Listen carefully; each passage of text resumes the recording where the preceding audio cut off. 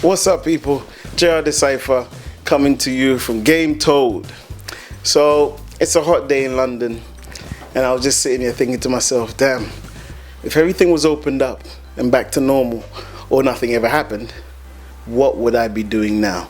And without a doubt, I'll be either on tour, I'll be planning a tour, or just heading to a tour to go and help out one of my artists and their management team, whatever.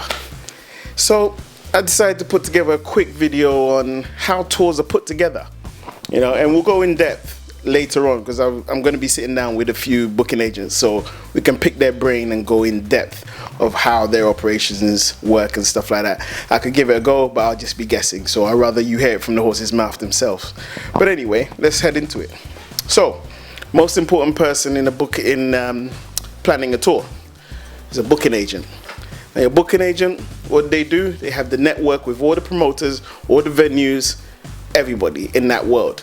So first thing you do is you sit down with your management and the booking agent, sit down and say, hey, we want to do a tour.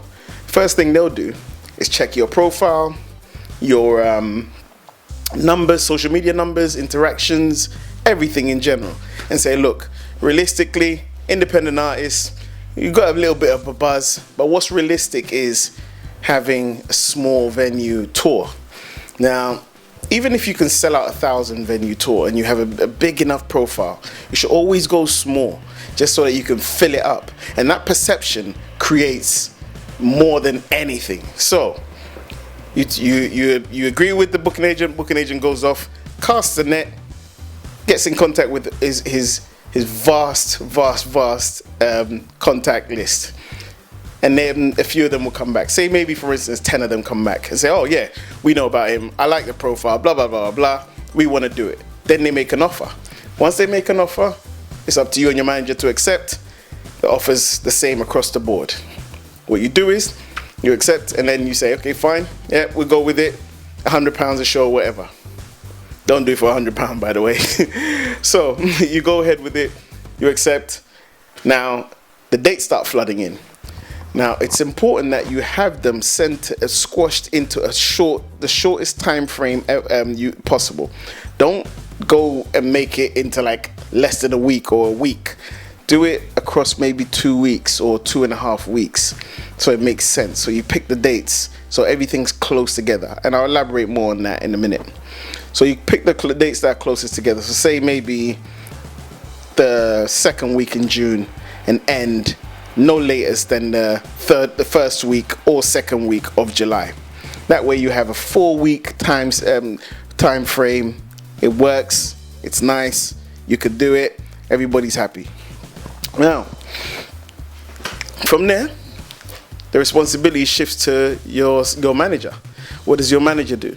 Your manager now has to be able to route and negotiate with the agent and the promoters so that your tour goes smoothly. So say, for instance, you're in London. You want to start in London.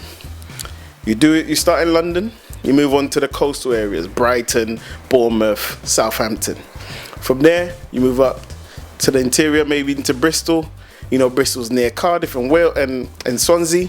You go into there, so you cut into Wales, out back into maybe Gloucester. From Gloucester, you move into Birmingham. Now you're in the Midlands. You do the whole Midlands. From Midlands, you move into Manchester. From Manchester, that's not too far from Liverpool. You go into Liverpool. From Liverpool, you look at Sunderland and Newcastle. Wild cities, by the way.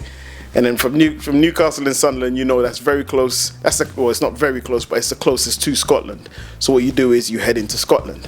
Once you're in Scotland, you have a great time, wild city again, and then you come back down and finish. So yeah, that's how, in a nutshell, you plan those things. And these are key elements I'm giving you. In terms of cramming it all together, the reason why I wanted to elaborate on that was because you're independent. And even if you're not independent, tours cost money, right? You have to pay for your staff, your tour manager, your fuel, your car, everything. You have to pay for hotels, bloody expensive. So you have to pay for all of that stuff. So you have to be very smart and strategic with it. So anything you can do to save money, you should do. And one of the things you can do to save fuel money and time, because people are getting paid by the day. So you don't want to head over here and come back down here, and then you have to stay. That's another hotel cost, and then come back up here. So make sure it flows. Yeah. So also, just so you know, your first show and your last should always be special. The first show, special, why? Because it's the first show. You want to raise the hopes and the excitement of everybody around you, the staff, the fans. Let them feel special, let them know that, you know, this is the first one of the tour and you want to make it special. So spend some more money on the props, spend some more money on giveaways, whatever, fine. But the last show, that's where you go all out. Reserve a piece of the budget for the last show. The last show should always be at the city or town you have your strongest hold. You can find this in all your analytics. When you check on your social media backgrounds, all of that stuff in the backstage, you can find out where people are streaming you more, people are liking from more, all these other things. So you know. And what you do is you spend more money on your props, you spend more money on giveaways, you make it a special thing.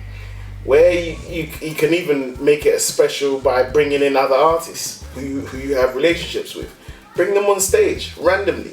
Surprise, here you go. The people absolutely love it. So make sure your first and your last shows, those two, you go all out.